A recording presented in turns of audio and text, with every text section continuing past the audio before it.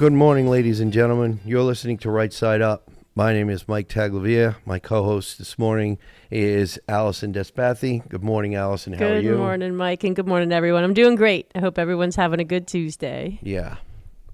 So hopefully, ladies and gentlemen, we are in the home stretch when it comes to the second session of the biennium.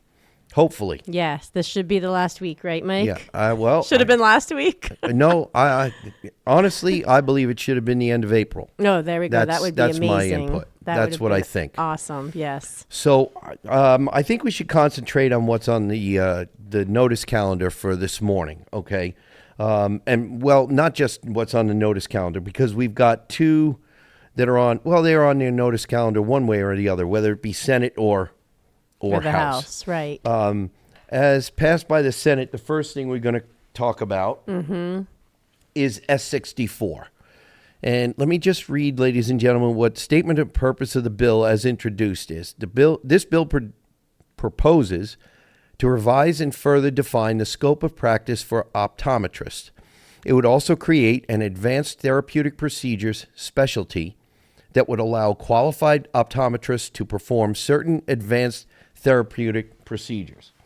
So, Allison, everybody's probably wondering, what the heck is he talking about? I know, but this is a big deal when you talk about helping Vermonters. Yes. So in rural Vermont, we have very few ophthalmologists. We have more optometrists than we have ophthalmologists. Yes. Optometrists don't have quite the amount of medical training as ophthalmologists. But they are trained to perform some more minor procedures and surgeries in school, right? Currently, when they graduate, they do have the knowledge for the procedures that are laid out in the bill. And basically, it's to do some minor laser surgeries and some surgeries like for cysts on the eyelids and things like that. Yeah, some growths or whatnot, exactly. Yep. So with rural Vermont being the way it is, having so few ophthalmologists, there is a healthcare need. There is a desperate need. And think of our aging demographic. Yes. And then people having to wait for long periods of time and have to travel for an ophthalmologist. And travel long distances. Exactly. Exactly, yeah. So this S64 bill, which came out last session, so this is 2 years running. Yep. And they've tried since 2019 as far as I'm concerned. So this bill has been introduced numerous times in one way, shape, or form for years. A decade or so. Yeah, for many years. Or 2 or 3. Yeah. So anyway, long story short, this has been going back and forth, and it has been stalled all along the way. Yes. So I think S64 now is in Ways and Means Committee. I think it's in Appropriations. Maybe it's, it one of the passed money out of committees. Ways and Means and maybe went to Appropriations. Yes. But it is, in my view, and probably you would agree, it is a good bill, and it needs to pass because there is a need in rural Vermont for this kind of health care to be provided at many more offices than we have available right now. Exactly. And you think of if you're at the eye doctor and you're getting your lenses changed, your eyes, checked, and all of a sudden they see something and they could handle it right there, boom and done. They can diagnose currently, but they cannot perform any procedure to fix the problem. Unless this passes, and then they would have sort of this limited scope of what they could do in which they're trained to do. And in the kingdom, we run into this all the time where people are struggling, like you said. We just don't have the ophthalmologists around. And two of my children have glasses, and they go to Shippey Eye Care. We've got that in St. Johnsbury. I think there's also an office in Montpelier here.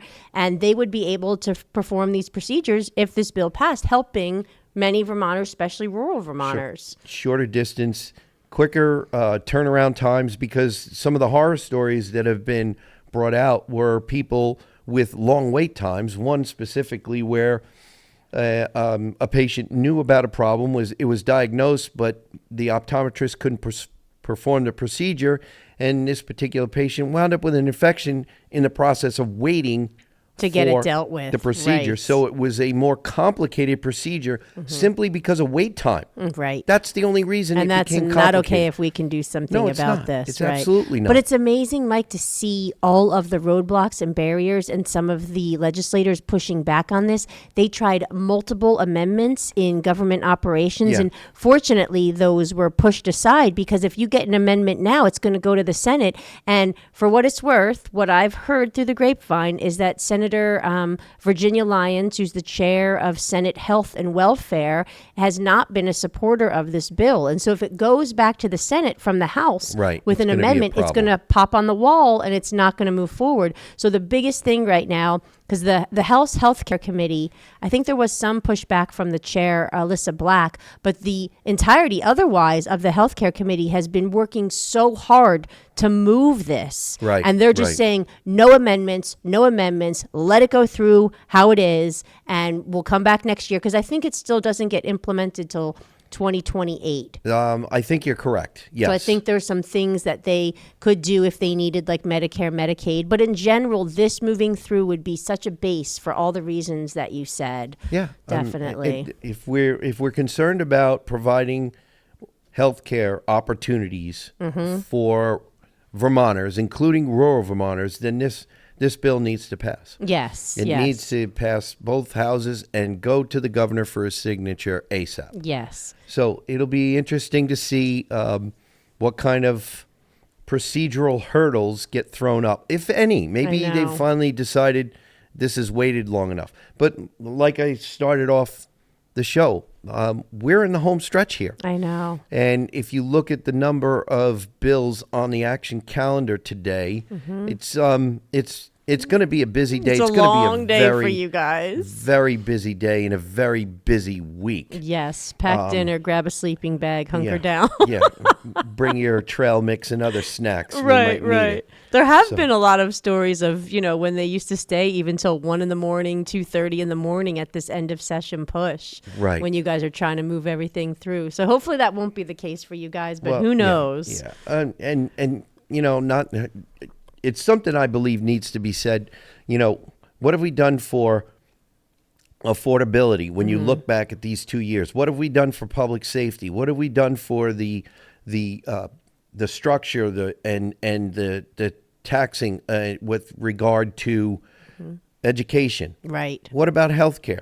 When you look at those four, how much have we actually done to give Vermonters in general a reason to take a deep breath and say, yeah, they got a lot of good work done?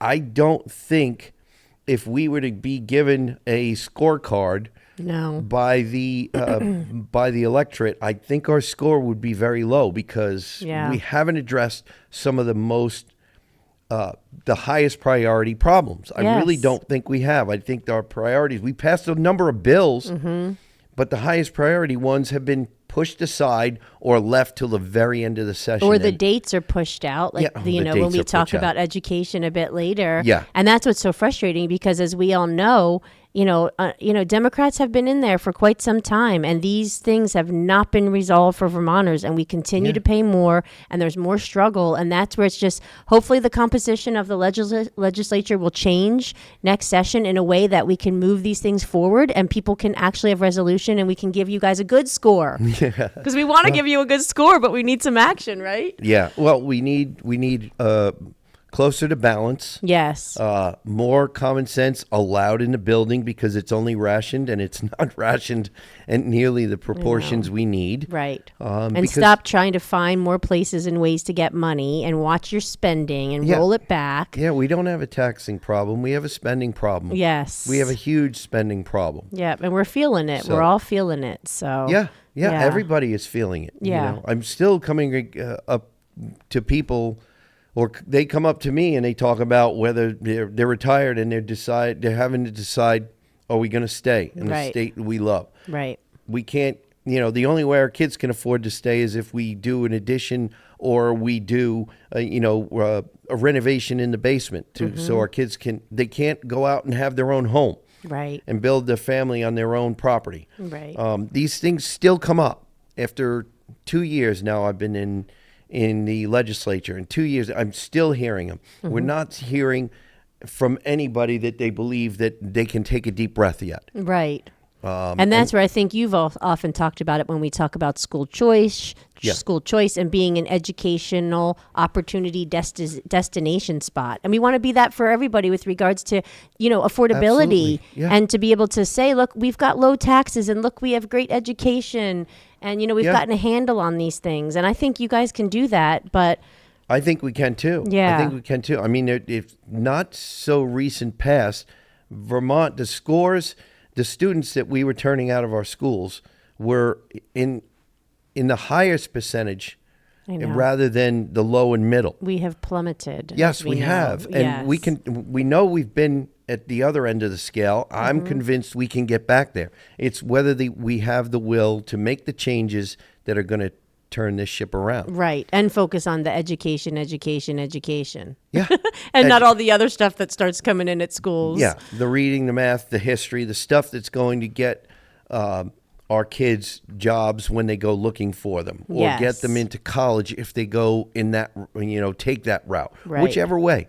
Whether it goes, they go straight into a trade because we have some of the best, CTEs there are to offer. Right. So, but when you start to look at even just the optometry bill that you mentioned, S64, and you see all the hurdles and the struggle for a bill that just makes so much sense, and to see the roadblocks that come into play, you can start to get a glimpse of, then you look at education and you look at health and all of those pieces. And, I think there's also this piece, and this goes back to some of the stuff we've talked about before, Mike, with the markets. Like, you can't do protectionism. Of course, there are some ophthalmologists who are saying, well, you're going to take some of my people and I'm not going to have as much business if we do this. But really, we need to make it available. We need to make sure people can access it. Maybe that will help from an affordability standpoint when people have some choices. And we know across the state there's a need. It's not just the kingdom or a certain part of Vermont where we have to fill this gap. It's really across the board. And finding out what the wait times, hearing some of the wait times, tells me that both professions are still busy. Yes, they're both busy. It's not like some one or the other is going to be without a clientele. Right. They're not going to suffer at all. It's a matter of how long the patient will have to wait for the care that they need. Right. That is, to me, the priority, the top of the list. Yes. And I can't help but say, as a nutritionist, I have a clinical nutrition practice, 25 years plus now, I guess, in St. Johnsbury.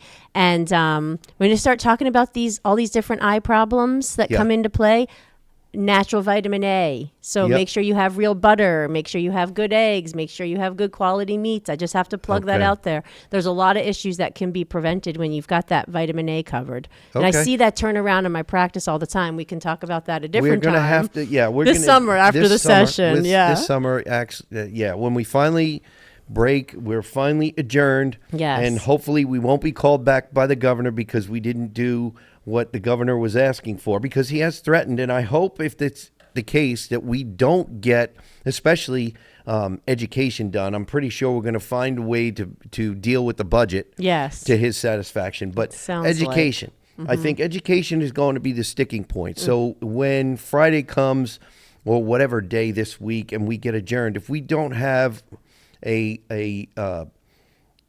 bill that the governor will sign, then we will be back for a veto session or whatever to get it right. And Vermonters need that, okay? The governor shouldn't have to tell us to come back. We already know that. Right. So hopefully by Friday, hopefully early in the day, early afternoon, we will have that, and we can all go home and start to enjoy our summer. And decompress. Yeah, and decompress. Exactly. So, all right. Well, it looks like we've burned through our first segment, ladies and gentlemen. So we will return right after we pay some bills. You're listening to Right Side Up.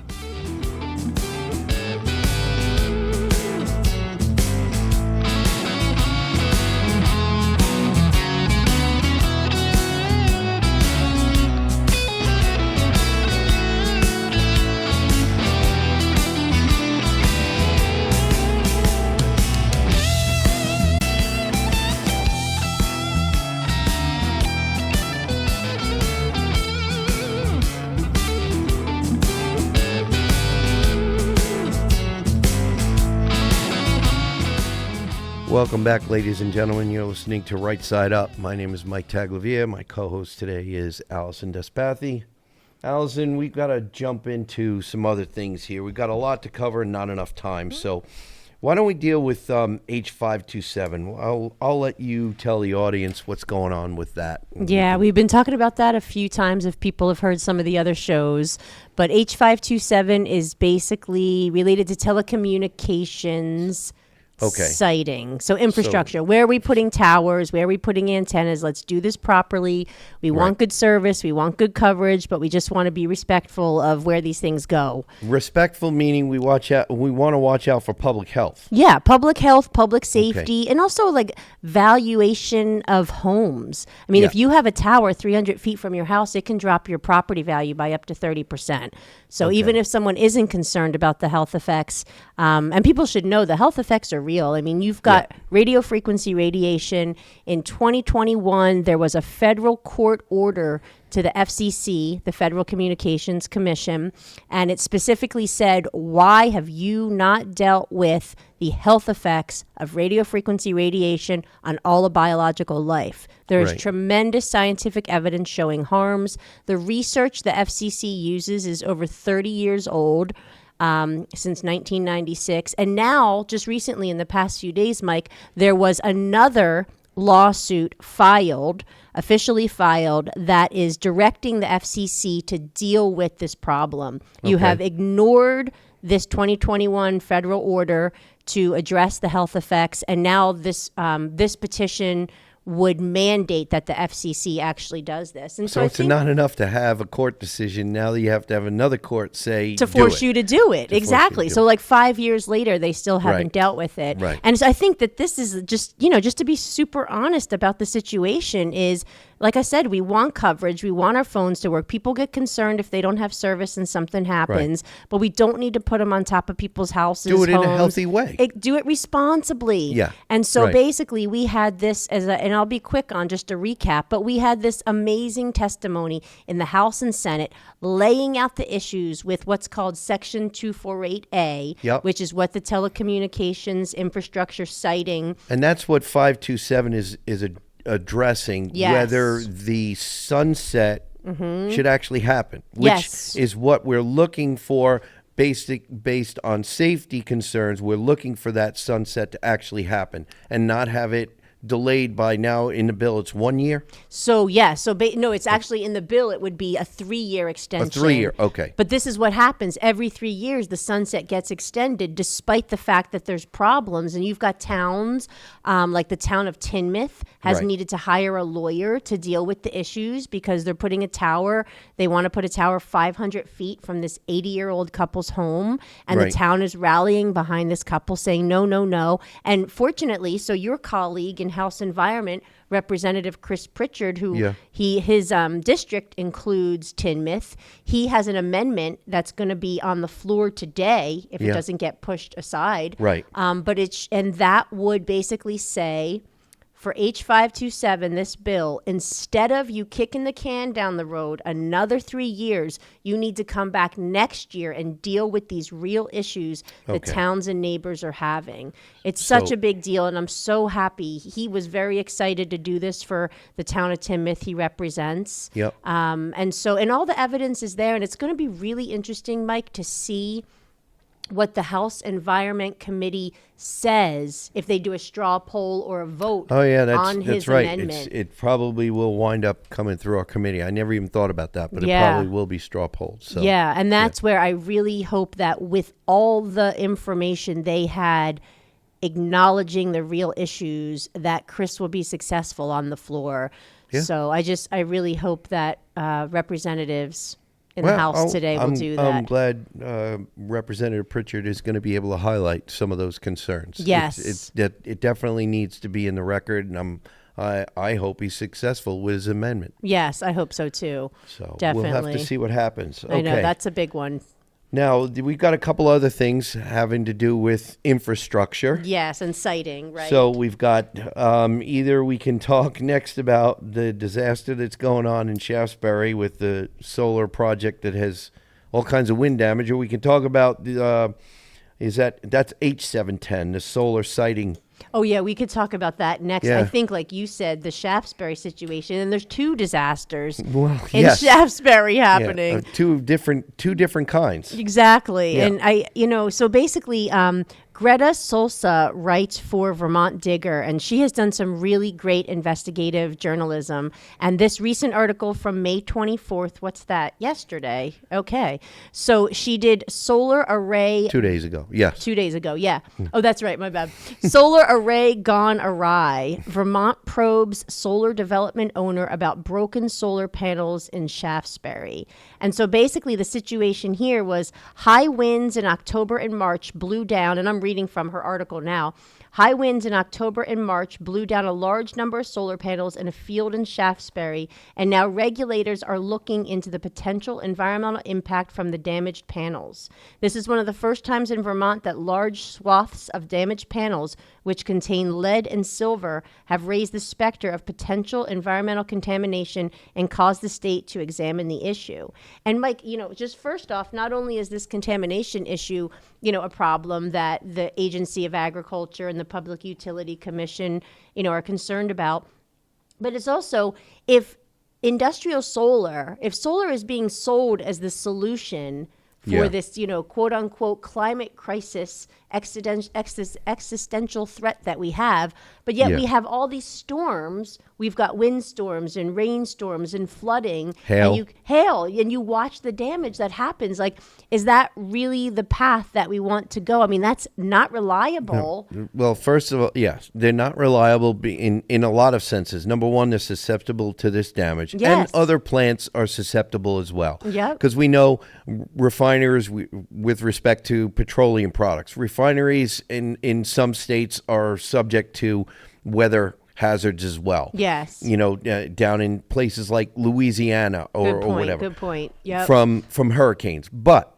we have with respect to petroleum products, we have storage that we don't have right now with respect to wind and solar. The electricity from those two intermittent sources can't be stored safely and to supply enough backup power until we can get to either the next solar cycle or when the next wind would be blowing enough to power these turbines. Right. When we look at the entire puzzle, when we look at from the first shovel in the ground to make solar or wind energy producing vehicles, panels or wind turbines, they don't add up as compared to petroleum products, coal, natural gas, nuclear. Nuclear should be, it's the greenest. It is also, I don't remember the term, but the highest output of energy for, what is it, weight? I cannot remember, but it's got the most energy. Efficient. It's the highest efficiency. Right. And we are ignoring it, especially now with the technology that we have. We are about to have a massive breakthrough with nuclear technology worldwide. And for Vermont not to take advantage of that would be foolish. And just to have that diversification and give it an opportunity. And we are already, as a baseload power in Vermont, we draw from Seabrook. And people oftentimes don't want to talk about it, but we need that reliable baseload. Look, we have EVs and people ignore where the raw materials for their EVs come from. Right. Because they don't want to come to grips with the fact that there's child labor mining the precious metals that are in their EVs, but it's a fact. Right, People need to come to grips with those facts. Right, and we need to get a better supply chain on that. It's out of control. Absolutely. Yeah. We need to come to grips with the facts that nuclear power is coming, electricity supplied by nuclear power plants is coming into this state. Right. And if we're going to have that, why should we not be looking into, not cutting off our nose to spite our face? How about we provide our own energy? I say this all the time. You hear me say it. But it's so important for us to be thinking about this. Yes. And this is where we need that diversification and we need efficiency as the goal. We can't just lock in.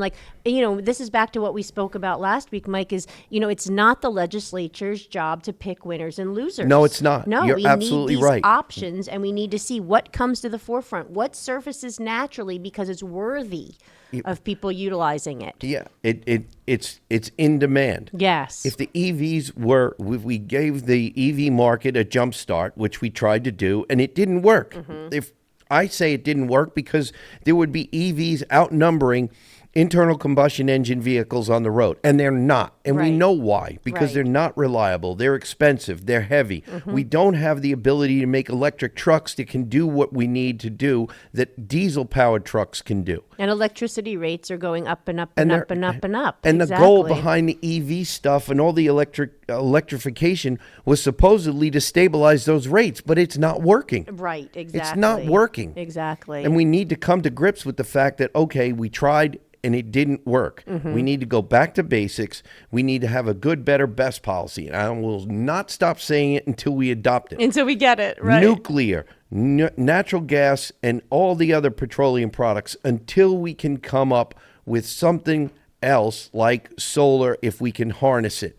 Or and get batteries. the solar in the right place. In and that's the right where just places. Like, back exactly. To this article, I also want to mention that Jesse McDougall, so he is a regenerative farmer in Shaftesbury, and his quote about the situation that happened with the solar array was, "I want to see the right steps taken," McDougall said in an interview. "There were hundreds of panels down, many of them smashed and broken, and on the ground for 6 months through a Vermont winter and 2 giant wind events and 2 fires." Then you also had Annette Smith, executive director of Vermonters for a Clean Environment, who said that along with pre-testing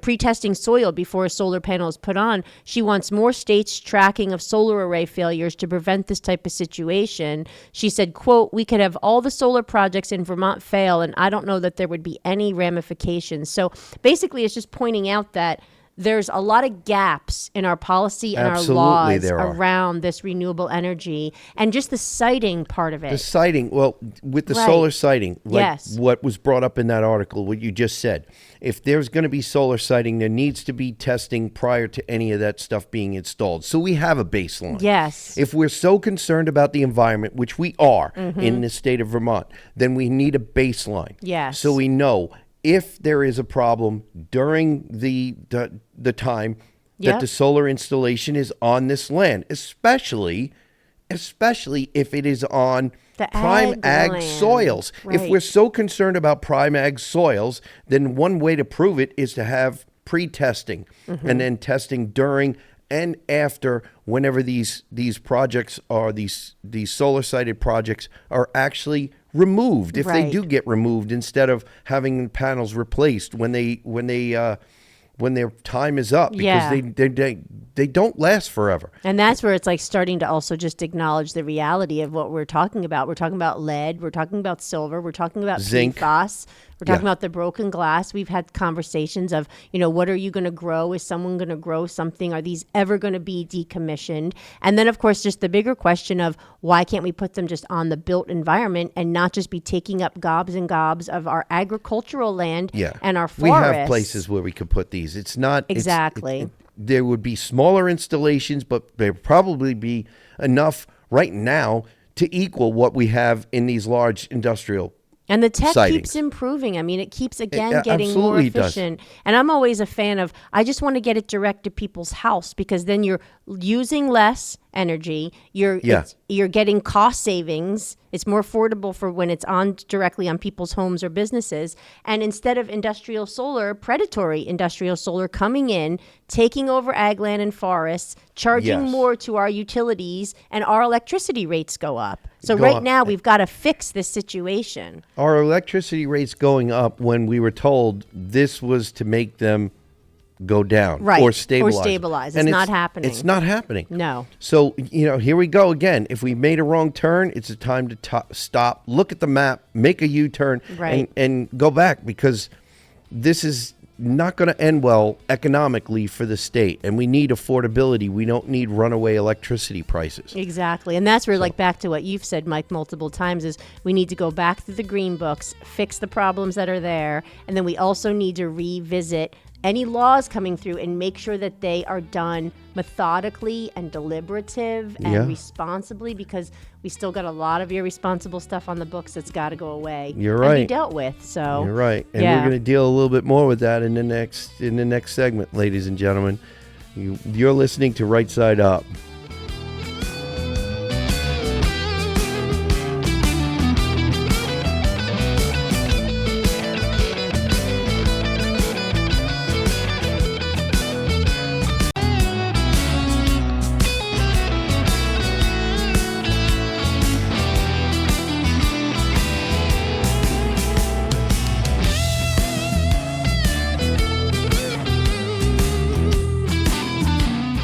Welcome back, ladies and gentlemen. You're listening to Right Side Up. My name is Mike Taglavia. My co-host is Allison Despathy.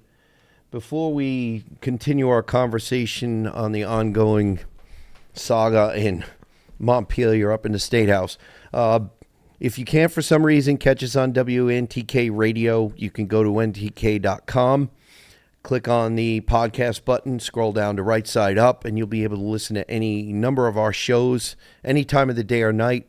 And we hope that you share many of the shows with your friends. You can find us on Podbean. You can find us on 802 Scoop Facebook. You can find us on 802 Scoop YouTube. And you can find us on GraniteGrock.com. And I'm pretty certain I've got all of them. Mm-hmm. So I've covered them all. So, and thank you very much, ladies and gentlemen, for listening and sharing about the show. We really appreciate it. So, Allison, there's going to be a ton of stuff going on in the State House. We're probably going to have long hours. Yes. So there's a bunch to talk about, but I think we probably should talk a little bit about the solar sighting. Yes, the 710. Was that called the single plant? Exactly, exactly. Yeah, we got to try to talk about that and more about the ed bill, because the education bill is basically the elephant in the room. That's We're not going home right. until we deal with that. So it's probably going to be the last one on the agenda. Yes. Which is kind of sad, because it's definitely the one that needs to get done if we're going home. Yeah, because the governor started his State of the State this session with the mostly a focus on education. Right. And so he said numerous times, got to get that together. We're not going home until we're done with that. Right. But the solar sighting, why don't I let you take over, because you've got a lot of background on this, and a lot of it really does make sense. Mm-hmm. And like we talked about last section or segment. Yes. We have enough rooftops and parking lots and parking structures and self-storage units that have flat roofs that I've seen solar on, that we could, if we're giving a subsidy to industrial solar, we could give some sort of an incentive to somebody who has a flat roof building that could handle the weight. Yes. And all the infrastructure that would need to support the solar panels, so we wouldn't have to take up pasture land or prime ag soil. Yeah, I wish we really could. Exactly. We just need it in the right place, because otherwise it's a food security issue, it's environment, it's natural resources, and we are giving massive subsidies and tax breaks. Or I should really mostly say it's a lot about the tax breaks right now, and the subsidies were coming from obviously the federal government. Okay. But basically the bottom line on 710, which is a very bad bill. Okay. And so 710, which is about renewable energy facilities, and like you said, the single plant definition, it's literally just going to lead to streamlining expansion of existing renewable energy facilities, such as solar. And most solar projects, Mike, are on ag land. So here we are streamlining. So what you're talking about, streamline, meaning making it easier for an add-on to an existing industrial solar site. So you could have a 5 megawatt, which would be, 15, 16, 17,000 panels on 35 to 40 acres. Right. And then boom, okay, now look, we're going to do another 5 megawatt. So think about that. Right near to. Right adjacent to. Exactly, right in there with it. And there's obviously more to it on the details, but the bottom line is this is not good in the sense of it never went through any sort of analysis or testimony on land use, siting, impacts on ag land. This is why Senator Ingalls, and this is, again, today in the Senate, on the Senate calendar, Senator Ingalls, chair of Agriculture Committee, he has an Ingalls amendment for this bill to try to at least give the Public Utility Commission some tools to try to make good decisions around, should this project be happening in Vermont? Does this project serve Vermont? It's a little bit of a scratch. I mean, he tried for something more substantial in his committee and was shut down by Baruth, by the Democratic leadership, who just don't want to talk about siting for some reason. It's very frustrating for Vermonters who care about the environment and our ag land and don't want to see this industrial solar, some even criminal companies getting these tax breaks and really destroying the environment. And the only other last thing I would say on it is Heffernan, Senator Steve Heffernan from Addison, has a really great amendment that I think he's going to move forward with. And what that would do is it extends the effective date of 7/10 out by 2 years. So it would make the legislature, try to make the Senate, the legislature, come back and say, hey, you never brought this to our ag committee. We need to talk about this. Okay. So that's another a good way that they're trying to make, a bad bill a little bit better. And unfortunately, that's the position you guys, as the minority because we're in the minority party. That's what we do. Right. We try to slow bad bills down. Yes. We try to take them from really bad to less distasteful. Bad. Right. But we can at least live with it for now until we get a little bit more balance. Right. Or if we take the majority, so we can actually go back and be more deliberative about these bills like you talked about earlier. Yes. Where we go and say, no, this bill, it passed, but on further examination, it never should have passed. We're going to repeal it. We have a number of bills that we've talked about last week. Oh, yeah, the Senate list. tried to deal with the Global Warming Solutions Act, although there was an attempt. It failed. Mm-hmm. The Clean Heat Standard that wound up getting repealed, but it wound up in another tacked onto a bad bill. Onto a bad bill. So all it did was create another bad situation. Right. So we need to have more balance, different numbers in both the Senate and the House to get good stuff done. Right. I know. To get good stuff done. Mm-hmm. But we have made some good efforts here. We have made some gains here. We have let the majority know that, yes, you have to be more deliberative. Yes, we need to consider this. No, this wording or this section is not good enough. It needs to come out. Include us in this conversation. Yes. Make sure you're talking to all of us and respecting these different ideas. Right. And it's through persistence. Yes. That's basically what it is. And knowledge. We have very talented people up there who are really trying very hard. Mm-hmm. And the problem we have is if people who are in the listening audience or are just driving down the road listening to what happened in the news, they're not really informed about how hard people are working up there in Montpelier. And the nitty-gritty details. Yes. Right. And sometimes you need to see what the nitty-gritty details are to be able to appreciate how tough it is to try, if you're in the minority, to try to actually stop some of these bad bills or water them down so they're not so distasteful. And that's also then brings me to the point of, and I think we've talked about this before, but it keeps coming up every session.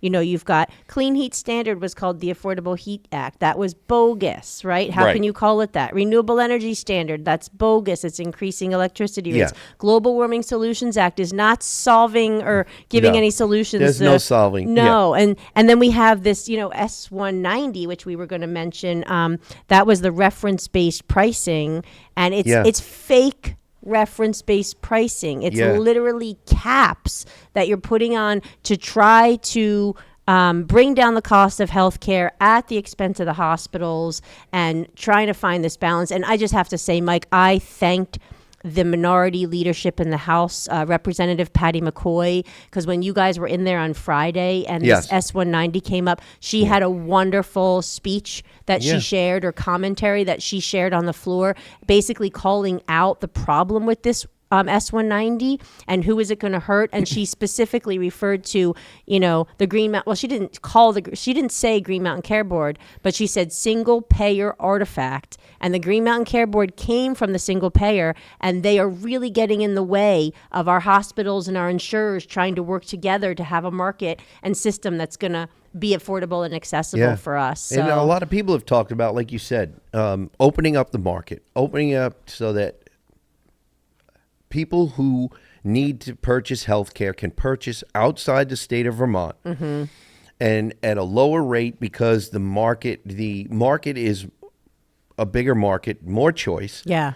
We can actually get into a pool where we are an aging state, and that makes for our rates being higher. And without being able to get into a larger pool, it's almost impossible for our rates to go down. And have different types of insurers be able to come in. Absolutely. Yeah. Be able to have insurers competing for our business. Yes. And we don't have that right now. And we're not going to get competitive pricing without more competitors actually giving us offers that we can actually look at and decide where we want to go. Exactly.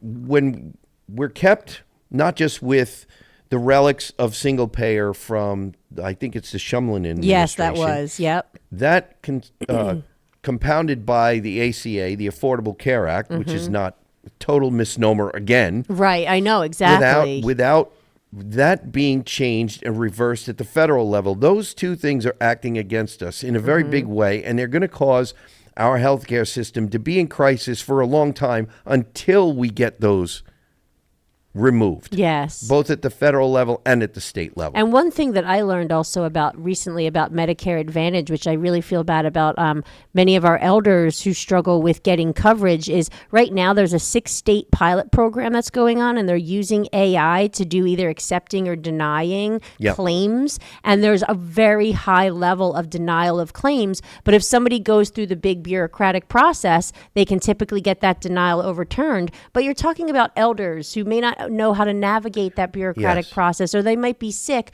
They may not have, the energy or the capacity or the support to do this, and they're getting taken advantage of with a lot of insurance claims being denied when they should not be. So this brings up, and maybe we can talk about this summer, Mike, just the role of AI as a useful tool versus the role of AI as something that is going to be harmful. And we have a bill dealing with AI use in diagnosing, I think it's mental health. Mental health. Exactly. So it's becoming more and more of an issue, more and more of a concern, a question. Yeah.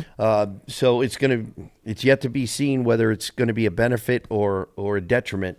And didn't the governor just put together like an AI task force of sorts? There's some sort of an executive order that he put out, which is sad because one of the bills that we passed out this past week dealing with data centers. Yes. It's probably going to be completely counterproductive to what the governor is trying to do. And this is where it's like there were some really good parts to that bill. I was working on that and following it. And it came out of the Senate, it was destroyed. And then it was like, there's bill. Regulation and protections, and then there's way crazy over the top. Like TJ Poore, I think we mentioned from the Department of Public Service, he called it out right in the Natural Resource Committee, and he's like, you have an extortion fee in here. Yeah. I mean, it basically says the state of Vermont is absolutely not interested in data centers.